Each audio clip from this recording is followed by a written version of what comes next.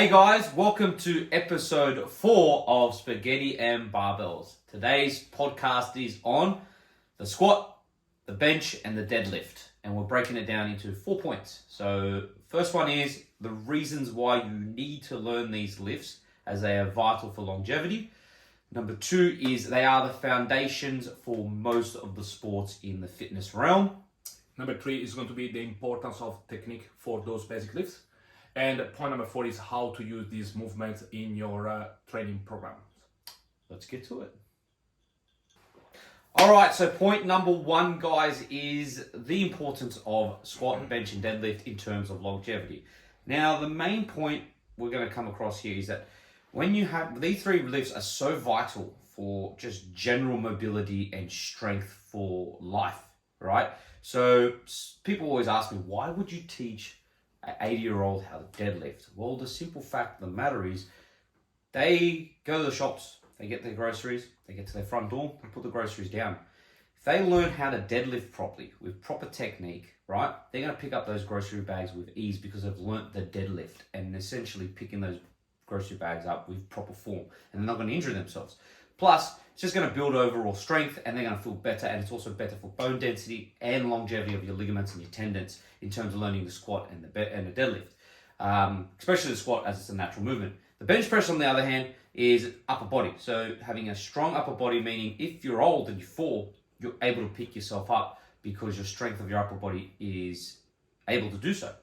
What do you think, Luca? I think that strength training in general has a lot of health benefit. So it's not necessarily squat, deadlift, and bench, but any type of strength training. Squat, deadlift, and bench are the basic movement that we use in powerlifting. Yeah. They have a lot of carryover in sports, so they're quite important. But yeah, bone density is definitely something that is relevant, especially as we get older. We tend to lose the strength of our bones, especially for women. It's typically related to a drop in estrogen levels. Doing anything that puts pressure on your bones does help in creating strong bones. So heavy lifting or any type of sport in general tend to be quite beneficial. Muscle mass. Yeah.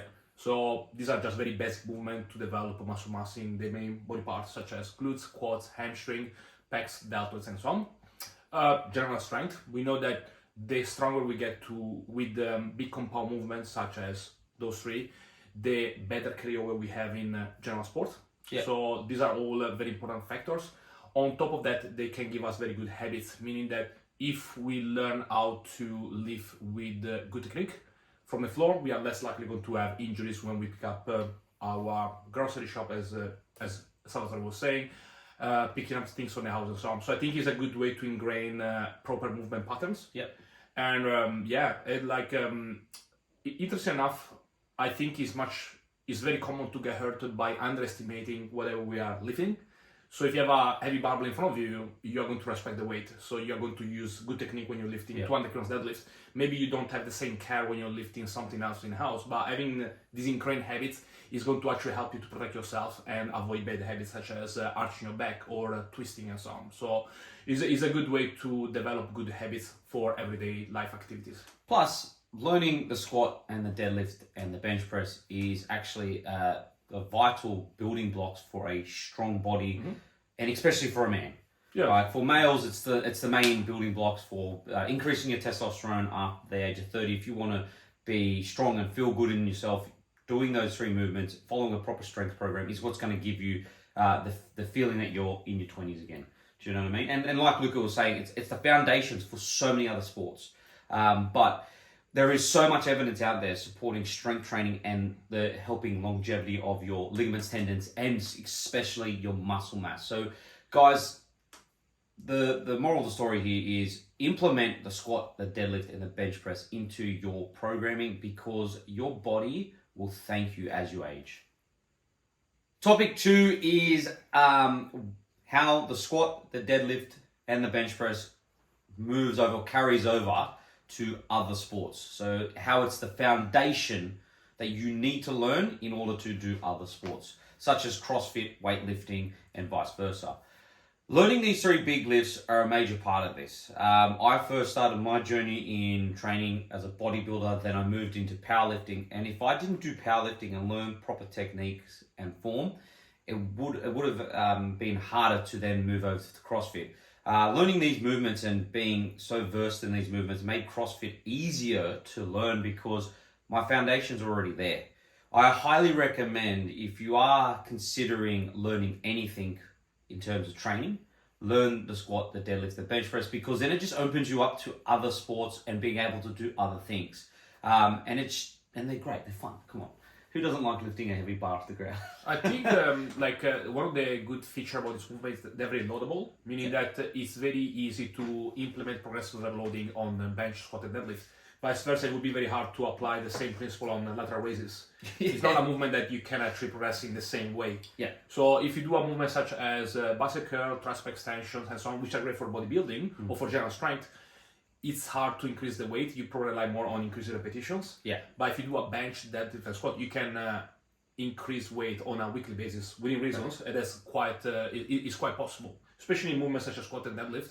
You can see an increase on a weekly basis. So very easy to implement progressive loading. Very motivating to see your squat and deadlift keep progressing on a consistent basis. So it's a good way to improve training morale as well, I believe. Plus, there are compound lifts, so that means there's multiple muscle groups working at one given time. Like our Luca was saying, if you're doing lateral raises, there's not a lot of muscle groups working at that given time. But if you're deadlifting, you've got your glutes, your hamstrings, your whole posterior chain is fired up, right? Ready to lift that bar off the ground. So bang for your buck, you're getting so much more from squatting, deadlifting, and bench pressing, funny enough. These movements are vital in terms of building just basic strength. And again, it will move over to sports and give you that one up from someone that has nothing and they're starting from baseline. Don't you agree, Luca? I think it also depends on context. Like if we have somebody that is very time poor, you want to have a movement that involves as much muscle mass as possible. So let's say that you can only train twice per week or 3 times per week, which is not that uncommon with the general pop. Yeah. Having something that make you work with the multiple muscle groups altogether is very time efficient. So you can actually create a good stimulus for muscle growth with minimal time investment. If you have an individual that can train multiple times per week, I still think that it's important to have compound movement to be time efficient. 100%. But you could implement some sort of pec flies or some sort of bicep curl if that's something is relevant for the sport, which is not always the case. But I think time efficiency for sure. You learn how to stabilize your own body, meaning that if you squat very heavy weights, you need to be able to control your middle section, for example. If you need to pick up something from the ground, such as a heavy deadlift, you develop grip strength and so on. So it's a good way to learn how to use multiple muscles altogether. It's very specific for performance. The bad side is if you have a muscle group that doesn't respond very well to a squat, maybe there is some need to implement some sort of isolation movement. Let's say, for example, that you're not able to use your glutes properly, you can do your squats and then you can add some isolation movement for your glutes if there's something that is lacking, which is not always the case, but it is quite possible. So the benefit is you work with a lot of muscles together and you have a total body workout. The bad thing is if there is anything that is not working properly, you want to add some sort of specific movement. Potentially, if you are well balanced, maybe it's not even necessary. Depends on case by case. And point number 3 is the importance of having good technique on those compound movements. So different reasons in terms of injury prevention. Having good technique is going to reduce risk of having injuries. Injuries is always something that could happen, so it doesn't matter how good your technique is. There is always some chance, some element of risk.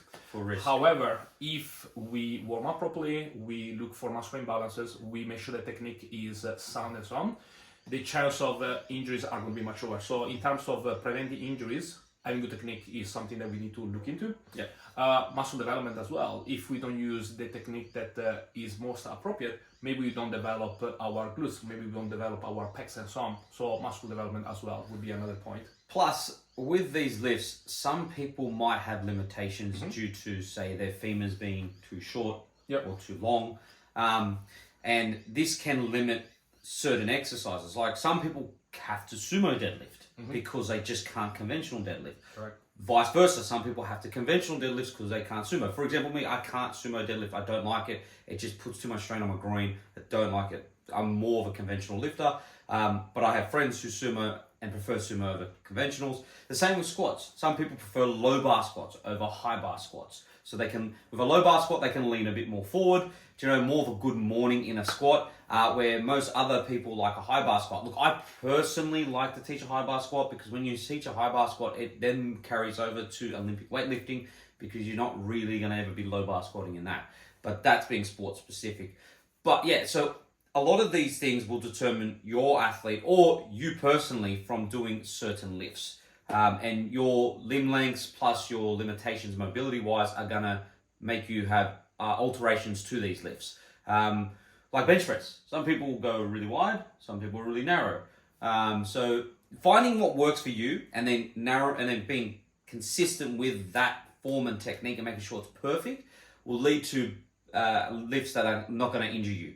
I highly recommend always getting a coach, and that's not me and Luca just selling us ourselves, but getting a coach who is versed in these lifts means there is less of a chance of injuring yourself, don't you think?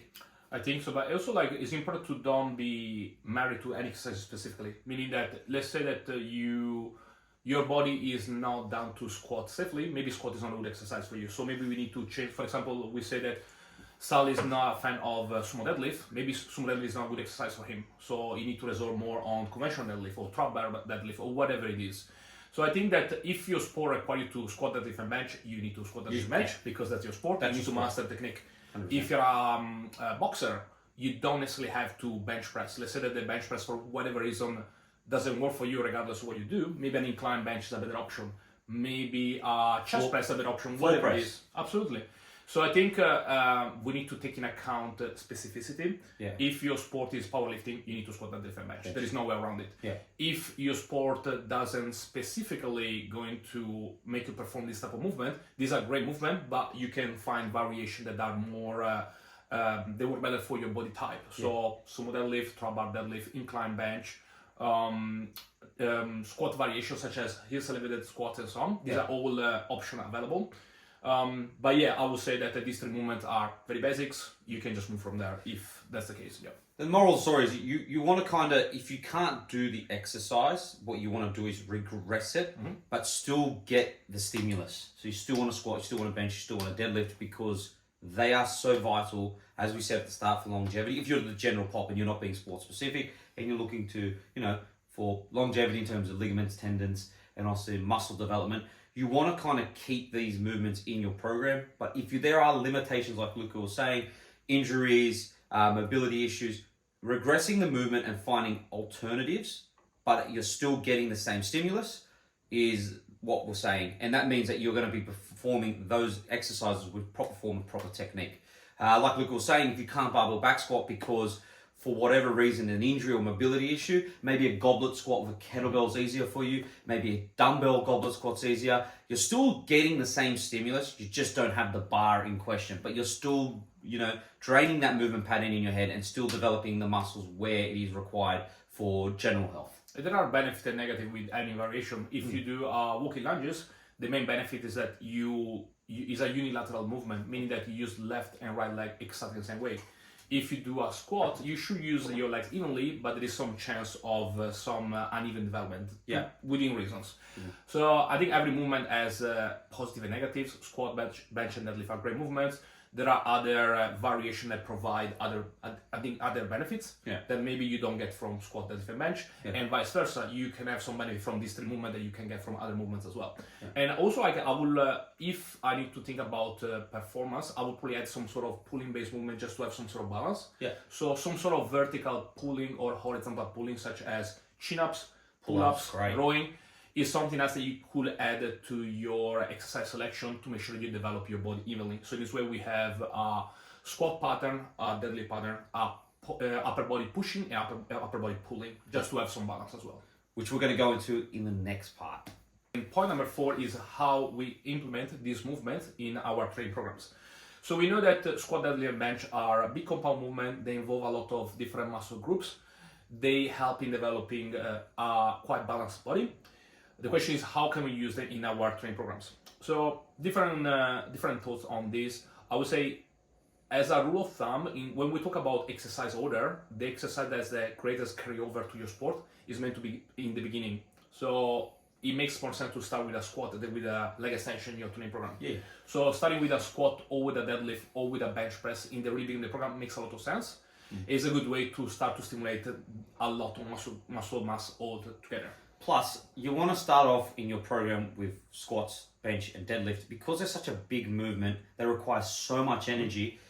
You kind of want to get that done first and then follow with accessories. Starting with accessories first, you're tiring yourself out, and by the time you get to squats and deads and bench press in your program, you're going to be exhausted, and that's when injuries can occur because you're going to sacrifice form over trying to push through, you know what I mean? So you don't want to really have it at the end of your program. You want to have them always at the start of your program. You warm up, you get used to, warm up, get to the point where you can then do your sets of your squats or your bench or your dead, and then follow it with accessories that support that lift.